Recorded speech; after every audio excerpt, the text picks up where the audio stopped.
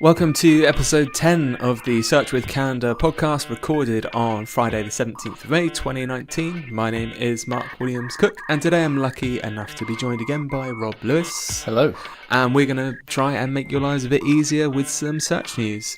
May the 14th was the Google Marketing Live event. It had a lot of information about upcoming features in Google and a lot of content around the Google Ads platform. So that's why I've got Rob with me, so he can fill me in on those things, and we're going to be talking about what you need to know.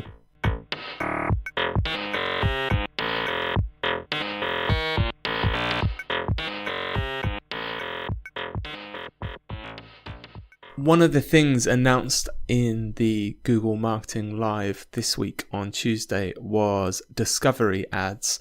So there was a few things they announced. So discovery ads, some changes to shopping, some gallery ads that we've spoken about before. And there was just this, I think, a whole theme of changes that we'll discuss as we go on. But discovery ads, so Google said, rolling out to all advertisers globally later this year, discovery ads are a new way to reach people across Google properties in the moments when they're open to discovering your products and services. And then they've listed a few bullet points saying, rich and relevant creative, inspire customers with an open canvas showcasing your brand or products in a swipeable image carousel rendered natively across each Google property. Results: by combining this incredible reach and creative canvas with Google's understanding of intent, you can be confident you're anticipating what your customers want and delivering the results you care about. And then lastly, it says unmatched reach. Reach hundreds of millions of people across the YouTube home feed, the Gmail promotions and social tabs, and the feed in Discover using a single campaign. So I've got some images in the show notes here to give some demonstrations of what they're talking about. And as I understand it, basically these discovery ads are native ads that are going to appear across multiple Google feed type environments, because that's one thing I've noticed Google's doing with a lot of its properties and apps is creating these kind of feeds now, rather than users having to necessarily go in and search for something. So these discovery ads are going to give you real estate in these feed environments, and it's essentially using the same signals Google uses for in-market audiences. So this is when Google is saying, with our understanding of intent. So what's your initial reaction to that, Rob? Well, Google's been looking to new ad formats and targeting methods outside of its normal search results recently, and they've ramped up quite a lot on introducing new ad formats. And one of the reasons for this is because the cost per click on the search network is becoming increasingly competitive, and Google is trying to find a solution to find cost-effective traffic solutions for advertisers. So this is, I see this as another extension of introducing a new ad format using in-market intent targeting, which are two things that Google promises to be the future of its advertising, reaching people based on their intent rather than what they're actively typing in. I find these new ad formats interesting, particularly how they might perform in the Google feed. I mean, I don't know about you, Mark, but I use the Google feed a lot on my phone. I find the content suggestions are normally pretty spot on, apart from recently where I've been getting spammed by Google about the new John Wick film, which I have no interest in whatsoever. But other than that, it's normally pretty spot on. I guess the only doubt I have really is that the in-market intent targeting that Google has introduced is still quite hit and miss. So I'm hoping that all of this is just a precursor to them investing more time, more technology in being able to target people who are actively searching for your product, for your service, and being able to capture them based on the various signals that Google can capture about them. Yeah, so I actually don't really use any of those Google products with feeds or Discover or anything. I think I'm I don't know, I'm slightly paranoid about the whole tracking thing, but I need to know how it works. So I always kind of sit on the fence, and I hope I wouldn't get any suggestions for John Wick. So I've seen the first John Wick film, and they kill a puppy at the beginning, which to me is just put that film in the bin and put the bin in the sea. I did watch it, but I almost switched it off at the puppy death. It makes me wonder why they're targeting me then. I've never seen a John Wick film, and I like puppies, but there you go. Cool. So, yeah, I think it, as you say, it's interesting with the more people jumping into Google advertising. It does mean that the search network costs get disrupted. The thing I saw that's really interesting actually at the beginning of Google Marketing Live was they had a case study that they've got on their blog where they tracked a lady over, I believe it was 70 days and 200 different touch points for her purchase of a pair of jeans. So they were highlighting that with seemingly a simple intent of I'd like to buy new jeans, that it took this particular customer over 2 months of research, of reading reviews online, looking at videos, exploring different websites, doing different searches before she finally came to a decision. And I think that's something maybe we're, I'd say, almost guilty of when we're explaining search advertising to people, of oversimplifying it, of, hey, someone does a search, you can have your ad here and then you get the sale, when actually maybe some of these ads Google are making now are trying to get you space earlier on in that journey. Yeah, no, I agree 100%. And a lot of the activities that we carry out on paid advertising are multi-tiered anyway, which factors in that there are multiple touch points. And I guess, as you say, we try and be as simple as we can when we're discussing this, but actually it's a lot more complex because people have these multiple touch points, and you need to ensure that your product or your service remains visible at each available touch point that's relevant. Yeah. Okay, gallery ads. So gallery ads are actually something Google spoke about in Google Marketing Live, but we mentioned these, I think it was in episode 5. So we highlighted there was a new beta for Google Ads in Show called Gallery Ads, and I think the example we had was something like holidays or flight. I think it was holidays to Croatia or flights to Croatia, and it was basically these ads that were appearing at the top of search, and they were images, which was quite a big new thing, having image ads in search, and they had the swipeable, slidable boxes. So Google's now saying that these gallery ads are going to be rolled out, and they've said, by combining search intent with a more interactive visual format, gallery ads make it easier for you to communicate what your brand has to offer. We found that on average, ad groups including one or more gallery ads have up to 25% more interactions, paid clicks or swipes, at the absolute top of the mobile search results page. We've had some more details since we spoke about this in episode 5, which is that we know now gallery ads function on a pay-per-click and pay-per-swipe basis. We know that you can include 4 to 8 images in gallery ads, and you can have up to 70 characters for each image. It's interesting.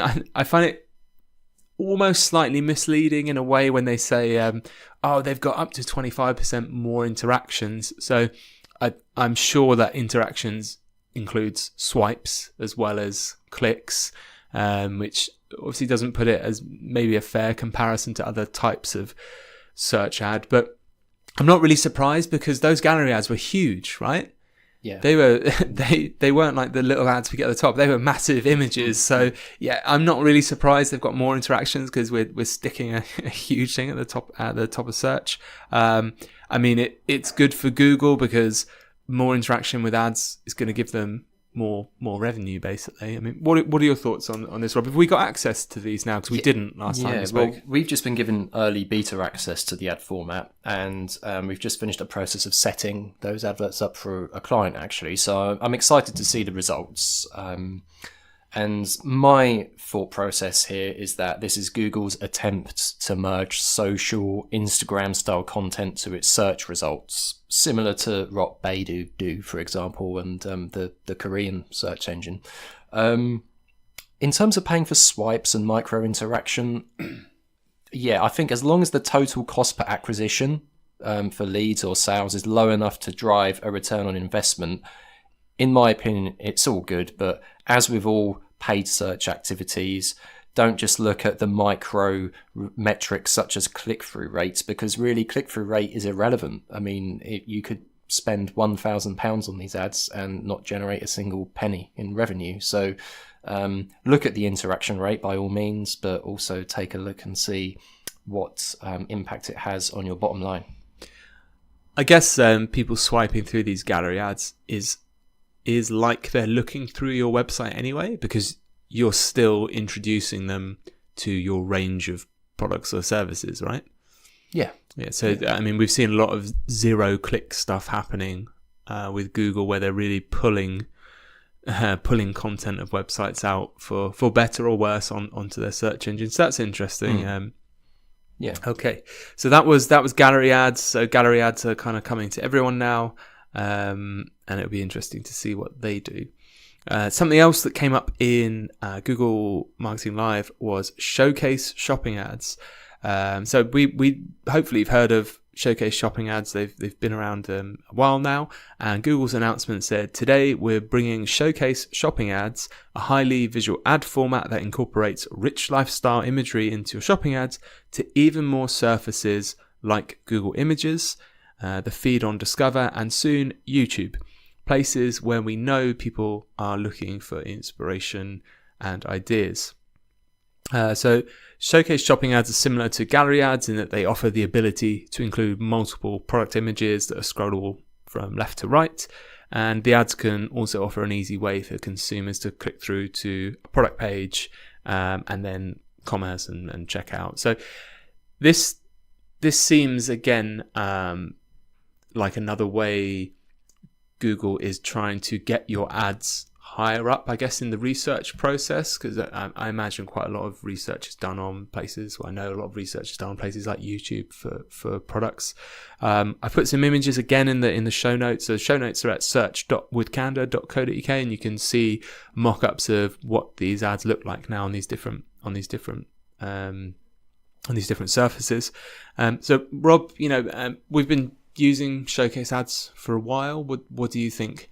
Do you think it's going to be worthwhile opening these ads up to different places? I think, as with all things, until you try it, you just don't know. So that's your answer with everything. I've had mixed results with Showcase ads. They haven't been available for every industry. They become available once multiple advertisers start utilizing them. So they work quite well at the moment in fashion. Although due to the way you're charged, you should expect a lower return on investment with these types of adverts, and that's literally because you're charged per interaction. So for example, someone could swipe along, browse multiple products, but not actually click through to your website. So you need to bear that in mind, factor that into your cost per click or cost per interaction, as it is on this case. Just like with how video advertising on YouTube, you could generate potentially thousands of views, but not generate any clicks to your website. So it's just worth bearing that in mind. Use it, perhaps consider it more as a form of product awareness, that initial touch point, if you will, the first tier of advertising. And as with all things, just monitor it. Don't overspend. Make sure you're actually generating a profit from it. I'm waiting for the day, rather than actually say use it data, you're just going to start making wild recommendations, wild maverick recommendations. That day may yet come. So we're kind of rattling through these now because there's a lot to get through, and I want to cover these things. And one of the announcements that I think really interests me, I've saved it to last, is Google have announced what they're calling the new Google shopping experience. So I'm going to just read through what Google said to make sure I get the detail on this right.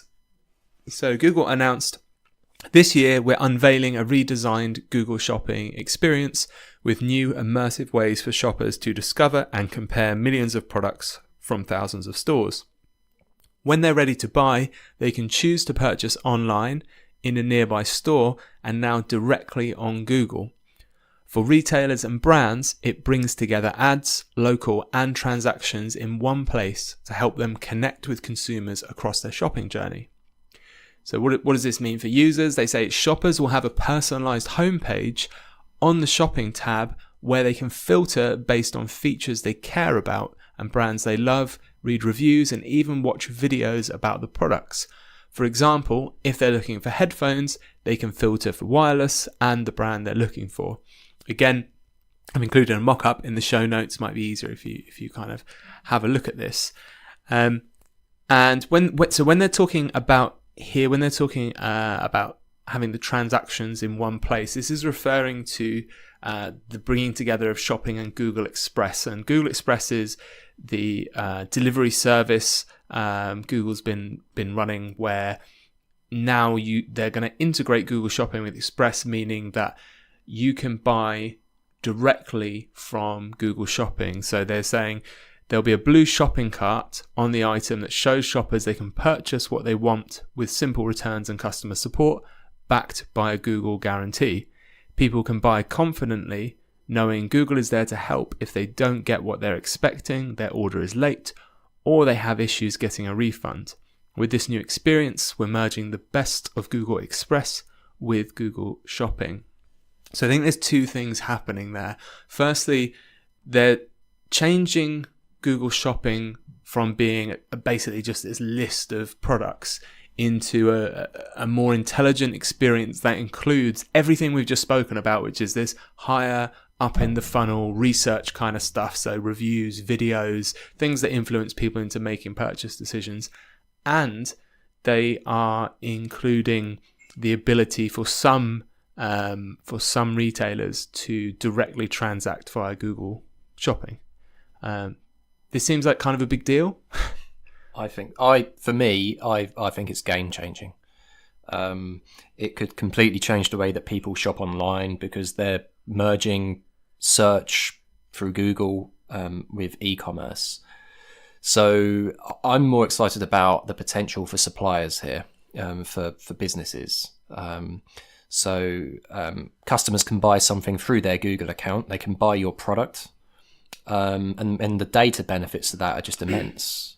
So whereas many suppliers may invest thousands of pounds in trying to get their website perfect, to increase their conversion rates, to maximize the chance of a sale, all of that to some extent may soon become potentially irrelevant if you're purchasing directly through Google. I'm not saying that's just the extreme end of it. I don't think it will ever become that way. I think websites are always going to be important, but it's going to just completely change the way that sales are generated and recorded by advertisers. Yeah, so interestingly, when I've heard people talk about Google competitors, it's not maybe what you'd initially expect, which is other general use search engines. So I've heard many people say Google's biggest competitor is actually Amazon.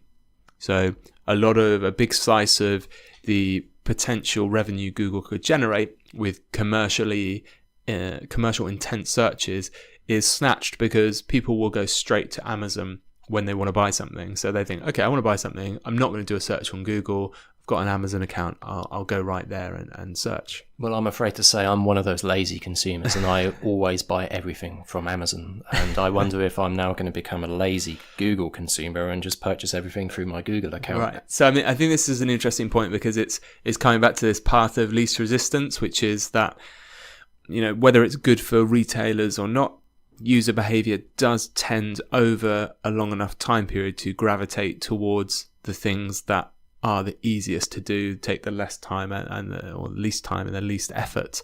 That's obviously, I think it's pretty obvious that's the move Google's making, which is to become this more kind of intelligent one-stop retail destination. So I'd be really interested to see how that pans out.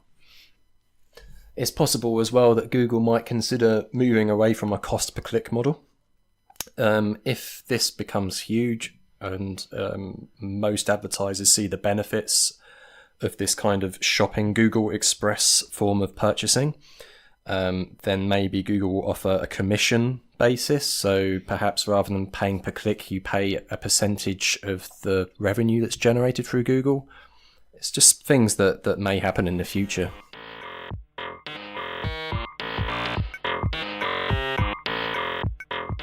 Okay, that's everything we wanted to cover on the Google Live event. One thing I did want to just pop onto the end of this podcast was a new series of videos that Google are releasing. So some of the people that have spoken to me about the podcast are saying, it's interesting, but it's pretty technical.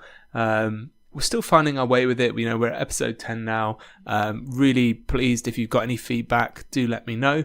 But this set of videos, you'll be able to find them. I'll put a link in the show notes at search.withcandour.co.uk. But Google are releasing a series of videos called SEO Mythbusting. And they're by Martin Splitt, who's been doing quite a few Google videos recently. And the first one came out, I think, a week or so ago. And it goes through some really, really basic SEO 101 stuff. And I think it's great for business owners, for developers who maybe haven't thought that much about SEO before to have a listen to. Again, I'll put a note in the show notes for you. So that's everything for this episode. I'll say goodbye from myself and on behalf of Rob. And we'll be back in 1 week on May the 27th with episode 11. And as usual, you can find the show notes on search.withcandour.co.uk. Bye. Yeah, don't include that.